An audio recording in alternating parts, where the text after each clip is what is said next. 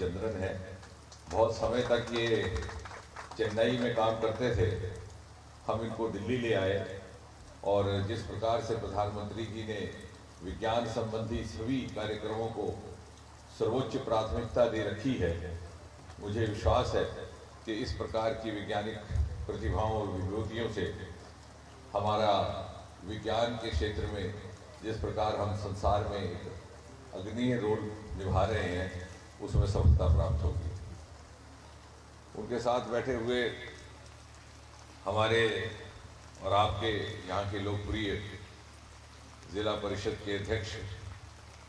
लालचंद जी, council के chairman doctor Yogeshwar जी, national सेस्मोलॉजिकल centre के मुखिया डॉक्टर मिश्रा, जिनका वक्तव्य आपने बड़े विस्तार में सुना, हमारी हाल ही में जिन्होंने ज्वाइन किया है इस जिला की सचिव बीएम रितिका जी, एसएसपी साहब, हमारे नुमान जी, हमारे बीडीसी चेयरमैन, मेरे सामने बैठे हुए उधमपुर नगरी के प्रमुख प्रतिनिधिगण, नागरिकगण और इस परिसर में जहां हम बैठे हैं इसके स्टाफ मेंबर्स। सबसे पहले तो आपको इस बात का एहसास होना चाहिए कि पिछले 7-8 वर्षों में, जैसे कि भी चेयरमैन साहब कह रहे थे कि अमृत महोत्सव का भी समय है और हम मोदी जी की सरकार के पिछले 8 वर्षों का लेखा जोखा भी कर रहे हैं और अगले 25 वर्ष की किस प्रकार की योजना रहेगी जबकि भारत अपनी 100वीं शताब्दी मनाता है। उस वक्त तक का जब हम उल्लेख करते हैं, विश्लेषण करते हैं, तो हमारे ध्यान में ये आएगा कि जब से मोदी जी ने प्रधानमंत्री के रूप में पदभार संभाला है, उन्होंने न केवल विज्ञान के संबंधित कार्यक्रमों को प्राथमिकता दी है, प्रोत्साहन दिया है, बल्कि बहुत से ऐसे विज्ञान संबंधी विभाग जिनको पहले बहुत ज़्यादा देखने में नहीं मिलते थे, जिसकी विजिबिलिटी नहीं थी, जिनका अक्सर जिक्र नहीं होता था, उनको प्रमुख भूमिका दे करके उनको विश्व में एक अग्रणीय भूमिका दी। उसमें से एक विभाग है पृथ्वी विज्ञान का, जिसे कहा जाता है कि मिनिस्ट्री ऑफ अर्थ साइंसेज। मैंने बहुत साल पहले जो तब के सेक्रेटरी थे अर्थ साइंसेज के, उनसे एक बार पूछा था दिल्ली में कि can you tell me how many people in Delhi can tell where on earth is the ministry of earth sciences. यानी इस प्रकार गुमनामी के आलम में ये मंत्रालय काम करता था। लेकिन आज प्रधानमंत्री मोदी जी के प्रोत्साहन, उन्होंने जिस प्रकार का इनको बजट उपलब्ध करवाया, उसका नतीजा ये है कि समुंदर के बीच में से जो पार सरमाया भारत का बसा हुआ है, उसको लेकर के डीप सी मिशन का काम, अभी हाल ही में समुद्रयान भी वहाँ से लॉन्च हुआ है। क्योंकि शायद हमारे ध्यान में है कि नहीं है, भारतवर्ष के पास शायद दूसरे देशों की तुलना में सबसे लंबा कोस्टल लाइन है, लगभग 6000 किलोमीटर, और भारत मात्र एक ऐसा देश है जहाँ का सागर भारत के नाम पर है, देश के नाम पर है, इंडियन ओशन। मैं ऑस्ट्रेलिया से आए हुए कुछ वैज्ञानिकों को कह रहा था कि Australia is a continent, Australia is a country, Australia is an island, but this ocean around is not named after Australia. उसका शायद ये कारण कि जो हमारे पूर्वज रहे, जो उस समय के विचारिक रहे प्राचीन भारत के, उनको शायद ये एहसास हुआ होगा कि कितना बड़ा सरमाया हमारे समुद्र तट के अंदर छिपा है और आने वाले समय में वो भारत की अर्थव्यवस्था का एक बहुत बड़ा अंग बनने वाला है, जो हमारे नीचे के माइंस हैं, लिविंग और नॉन लिविंग रिसोर्सेज हैं। और ये मैं बात इसलिए कह रहा हूँ कि पृथ्वी विभाग की ओर से जितने भी अभी कार्यक्रम हो रहे हैं, ये इसलिए संभव हुए कि देश के मुखिया की सरपरस्ती हमें हासिल है। इसी प्रकार जो आज का कार्यक्रम है, जैसा आपको बताया गया, भूकंप को लेकर के बहुत कम जानकारी विश्व भर में उपलब्ध है। अभी भी कोई ऐसा मापदंड नहीं है जिसके आधार पर 100% ये भविष्यवाणी की जा सके कि भूकंप आने वाला है या कितनी बड़ी मात्रा में स्केल में आएगा। अभी भी कई स्थानों पर वही प्राचीन के परिंदे उड़ने लगे तो अंदाज़ा हुआ कि कुछ इस प्रकार की, या फिर कोई ऐसे स्थान है जो अर्थक्वेक प्रोन है, वहाँ पर लोग उस प्रकार की एहतियात बरतते हैं चाहे इमारतें बनाने में, चाहे दूसरे स्ट्रक्चर खड़े करने में। इस विषय को लेकर के भारत ने अगर पहल की है तो इसलिए कि हमारे वैज्ञानिकों ने मोदी जी के प्रोत्साहन से एक मुहिम शुरू की है और पिछले 8 वर्षों में, जैसा कि अभी बताया जा रहा था, कहा जाता है कि 8 वर्षों में क्या हुआ। मैं अक्सर ये कहता हूँ कि उसका सबसे आसान तरीका ये है कि हम पिछले 8 वर्षों की तुलना करें उससे पहले के 8 वर्षों से, बल्कि मैं तो तैयार हूँ कि उससे पहले के 62 वर्षों के साथ की है, तो पिछले 8 वर्ष में 70 से अधिक, कई गुना अधिक इसमें प्रगति की गई है। और हमारी ये भी योजना है कि अगले 5 वर्षों में हम 100 और इस प्रकार के सेंटर देश भर में स्थापित करेंगे, ताकि विश्व को भूकंप संबंधी ज्ञान देने में भारत एक प्रथम श्रेणी की भूमिका निभाए, भारत उसका नेतृत्व करे, भारत की वैज्ञानिकों और हमारे शोधकर्ताओं और हमारी प्रयोगशालाओं से उपलब्ध की गई जानकारी बाकी विश्व के काम आए। और उसी दृष्टि में डॉक्टर एम रविचंद्रन कह रहे थे कि उधमपुर का नाम भारत के नक्शे पर जुड़ गया है, क्योंकि ये सारा ऑनलाइन रियल टाइम मॉनिटर हो रहा है। देश के ही नहीं बल्कि दुनिया भर में किसी भी कोने में कहीं पर भी भूकंप को लेकर के यदि कोई प्रयोग हो रहा होगा, यदि कोई शोध हो रहा होगा, यदि कोई जानकारी प्राप्त करने का प्रयास हो रहा होगा, तो भिन्न भिन्न स्थानों से, भिन्न भिन्न केंद्रों से क्या इनपुट्स आती हैं, वो जब स्क्रीन पर छलकेंगी तो वहाँ उधमपुर का नाम जगमगाएगा। इसके अतिरिक्त जैसा इन्होंने कहा कि जम्मू कश्मीर में ये तीसरा इस प्रकार का केंद्र है, क्योंकि हमने पाया कि जम्मू कश्मीर भी भूकंप प्रोन है। पिछले 10 वर्षों में जो बड़े बड़े भूकंप आए, उसमें से एक तो गुजरात का भूकंप था जब मोदी जी नए वहाँ मुख्यमंत्री बने उस समय का। उसके अतिरिक्त 2005 में कश्मीर घाटी में, और फिर नेपाल में कुछ साल पहले। ये सारा का सारा सिस्मिक जोन है, और विशेषकर कश्मीर घाटी में, साउथ कश्मीर और नॉर्थ कश्मीर, इसलिए वहाँ पर पहले प्रयोगशाला की स्थापना की गई। और उधमपुर इसलिए भी महत्वपूर्ण है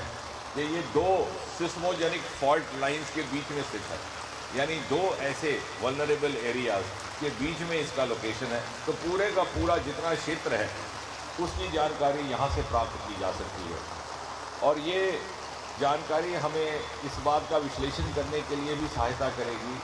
कि यदि भूकंप की संभावना है तो कितनी मात्रा में, क्योंकि ज़मीन के नीचे की जो एक्टिविटी है 2.5 मैग्नीट्यूड तक इस प्रयोगशाला, इस यंत्र के माध्यम से पता लगाने का एक आपके पास उपचार उपलब्ध है। और जैसे मिश्रा जी कह रहे थे कि जैसे मानव शरीर है, इसी तरह से माता पृथ्वी का भी शरीर है। मैं डॉक्टर ज़रूर हूँ, लेकिन खैर मैं नहीं कह सकूँगा कि क्या वाकई शरीर की हरकत उसी प्रकार की है, लेकिन हाँ, ये जो यंत्र लगा है ये निरंतर एक ग्राफ ट्रेसिंग करेगा। कोई भी धरातल के नीचे एक्टिविटी हो रही है जो निरंतर होती रहती है, कभी कोई हिस्सा हिलता है, कभी उसमें वाइब्रेशन होती है, उसको पिकअप करके ग्राफ बनाएगा, बिल्कुल उसी तरह से जैसे एक व्यक्ति के दिल का ECG होता है, इलेक्ट्रोकार्डियोग्राम, और निरंतर ग्राफ भी उसी तरह का बनेगा। अंतर सिर्फ ये है कि देर सवेर, जल्द या देर से इंसान का ग्राफ फ्लैट हो जाता है जब उसका जीवन काल समाप्त हो जाता है। पृथ्वी का ग्राफ कभी फ्लैट नहीं रहता, लेकिन इन्हीं वाइब्रेशंस के माध्यम से आने वाले समय की एक्टिविटीज़ के बारे में हमें जानकारी प्राप्त होगी। इसलिए मैं समझता हूँ कि जम्मू कश्मीर के लिए और विशेषकर उधमपुर ज़िले के लिए एक नया तोहफ़ा हमें आज मोदी जी ने दिया है। दूसरी बात, जहाँ तक उधमपुर ज़िले का संबंध है, जैसे लालचंद जी ने कहा, बहुत से यहाँ पर नए ऐसे संस्थान स्थापित हुए जिनकी मांग कई समय से चली आ रही थी। उसमें एक रेडियो स्टेशन की मांग जो युद्ध के समय से थी, लेकिन मैं समझता हूँ कि मोदी जी के नेतृत्व में जो नई किस्म की कार्य संस्कृति स्थापित करने का एक प्रयास हो रहा है, उसके 2 महत्वपूर्ण तत्व हैं। एक तो ये कि जिस चीज़ की जिसे आवश्यकता है उस तक पहुँचे, जहाँ किसी कमी रह गई उसकी पूर्ति हो, बिना किसी भेदभाव के, बिना ये सोचे हुए कि वहाँ से हमें वोट मिला भी है कि नहीं है, वोट किसको देना है वो जनता पर छोड़ दिया जाए। और दूसरा कि जनता ने जो मांग किया वो तो निर्वाचित प्रतिनिधि देगा ही देगा, नहीं तो उसका पुतला जलाया जाएगा, उसका धरना प्रदर्शन होगा। लेकिन एक संजीदा गंभीर प्रतिनिधि का ये दायित्व है कि वो खुद शोध करे, खुद अध्ययन करे और समझे कि यहाँ की जनता के लिए क्या उपलब्ध किया जा सकता है, ताकि जिसकी शायद जनता को भी जानकारी ना हो। उस दृष्टि से अब इस यंत्र की कभी कोई मांग नहीं की गई थी। बहुत से लोगों को मालूम ही नहीं है कि सिस्मोलॉजिकल सेंटर होता क्या है। इसका 2 दिन इन्होंने इश्तिहार दिया तो लोगों को ये भी नहीं समझ आया। लेकिन आने वाले समय में जिस प्रकार की स्टार्टअप मूवमेंट हिंदुस्तान में चल रही है बड़ी तेज़ी से, और बदकिस्मती से जम्मू कश्मीर में उसने गति पकड़ने में थोड़ा समय लगा है, ये एक नया स्टार्टअप का एवेन्यू रहेगा। और मिश्रा जी को मैं सुझाव दे रहा था कि हम यहाँ के प्रशासन के साथ मिलकर के कुछ ऐसी व्यवस्था करें कॉलेज के और +12 10+2 के बच्चों को यहाँ पर विज़िट का आयोजन हो, वो देख सकें कि किस प्रकार से यहाँ कार्य हो रहा है। उससे उनको आइडियाज़ आएंगे, आइडिया के साथ इनोवेशन। नए स्टार्टअप के पीछे का राज है आइडिया, इनोवेशन, और उसी में रोज़गार भी है। और ये एक बहुत बड़ा एक आयाम है, और मुझे विश्वास है कि अगर इसका सही मायने में उपयोग किया जाए तो न केवल उधमपुर तक इसका लाभ सीमित रहेगा, इसके लाभार्थी दूर दूर तक फैलेंगे। दूसरा, इसी प्रकार से देविका नदी की बात इन्होंने की, शताब्दियों से चली आ रही थी, कई पीढ़ियाँ जमी पली, वहीं पर संस्कार भी हो गया। लोगों ने मांग करनी छोड़ दी थी, तो लगता था ये कभी हो नहीं पाएगा, वो भी यहाँ आया। पासपोर्ट के ऑफिस की कभी यहाँ मांग नहीं आई थी, और हम तो समझौता कर चुके थे कि पासपोर्ट बनाना हो तो जम्मू ही जाना पड़ता है। बिना किसी मांग के यहाँ पर लाया गया, क्योंकि जब हमें इस बात की जानकारी पता चली, उस समय विदेश मंत्री आदरणीय सुषमा स्वराज जी थी कि एक नई योजना आई है जिसके तहत डाकखानों में पासपोर्ट उपलब्ध कराने का एक अलग से कक्ष बनाया जाएगा। तो हम उनके पास पहुँचे तो हमने उनसे ये निवेदन किया कि एक हमें कठुआ, उधमपुर और डोडा के लिए दिया जाए। डोडा तो नहीं मिल सका भी, लेकिन 2 स्थानों के लिए मिल गया। इसी प्रकार मेडिकल कॉलेज की कभी मांग नहीं आई थी। सबने समझौता किया था कि मेडिकल कॉलेज में दाखिला लेना है तो जम्मू ही जाना है, लेकिन ये एक वाहिद मुझे लगता है लोकसभा क्षेत्र है पूरे देश में जहाँ 1 नहीं, 2 नहीं, 3 मेडिकल कॉलेज स्थापित हुए हैं, उनमें से उधमपुर का है। मुझे हमारा प्रयास है कि इस बार वहाँ पे भी पहला सेशन शुरू हो। मैंने एक सुझाव दिया था कि जब तक हमारे पास बिल्डिंग उपलब्ध नहीं है, हम कहीं और मेक शिफ्ट, क्योंकि पहले 2 साल कोई बहुत ज़्यादा अस्पताल की व्यवस्था की आवश्यकता नहीं रहती। इसीलिए जहाँ तक रेडियो स्टेशन का ताल्लुक था,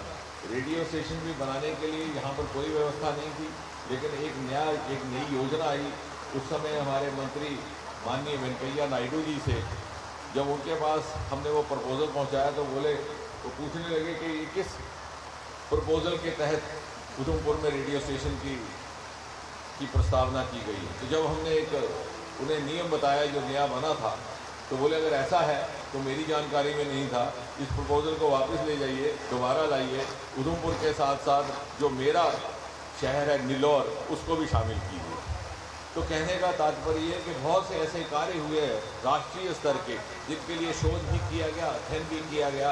ताकि आने वाली पीढ़ी को जिस चीज़ का दूरगामी के साथ लाभ पहुँचे उसकी व्यवस्था की जा सके। और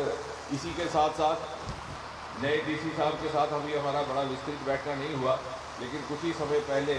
कलाड़ी को डिस्ट्रिक्ट प्रोडक्ट घोषित किया गया, क्योंकि एक योजना आई है 1 डिस्ट्रिक्ट 1 प्रोडक्ट, और ये तय किया गया कि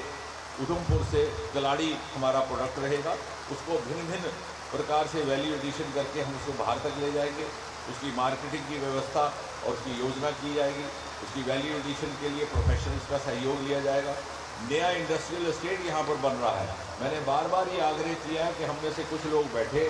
प्रशासन के साथ और पहले से ही योजना बना करके रखे कि वहाँ पर किस किस्म के यूनिट स्थापित करने हैं। कहीं ऐसा ना हो हम फिर से वही प्रोविजनल स्टोर और कंप्यूटर की दुकानें बना लें, क्योंकि दुनिया बदल गई है। आजकल आर्टिफिशियल इंटेलिजेंस और ड्रोन का ज़माना है। और अगर अगली पीढ़ी के लिए हमें कुछ सोचना है तो कुछ ऐसा सोचें कि कम से कम 50 नहीं तो 25 साल जिसकी रेलेवेंस रहे। हमारे यहाँ dairy products, agriculture products, agritech startup और डेयरी स्टार्टअप का बहुत ज़्यादा सरमाया है, उसको लेकर के भी हम बल देंगे। और बहुत तेज़ बारिश होने का मतलब ये है कि जो मैं कह रहा हूँ वो सच है, लेकिन सुना नहीं जा रहा पूरी तरह। इसलिए आप घर जा कर के सोचिएगा कि जब बहुत तेज़ बारिश हुई थी तो उस समय डॉक्टर जितेंद्र सिंह क्या कह रहा था, तो आपको याद आएगा कि मैं स्टार्टअप की बात कर रहा था। और शायद आपको ना सही तो आपके पीछे जो बच्चे बैठे हैं उनको ज़रूर याद रहेगा। इसी शुभकामना के साथ एक बार फिर से बहुत बहुत बधाई उधमपुर को। मोदी जी की ओर से एक और तोहफा, एक और गिफ्ट आज जब दुनिया का लॉन्गेस्ट डे कहा जाता है 21 जून, उस दिन उपलब्ध हो रहा है।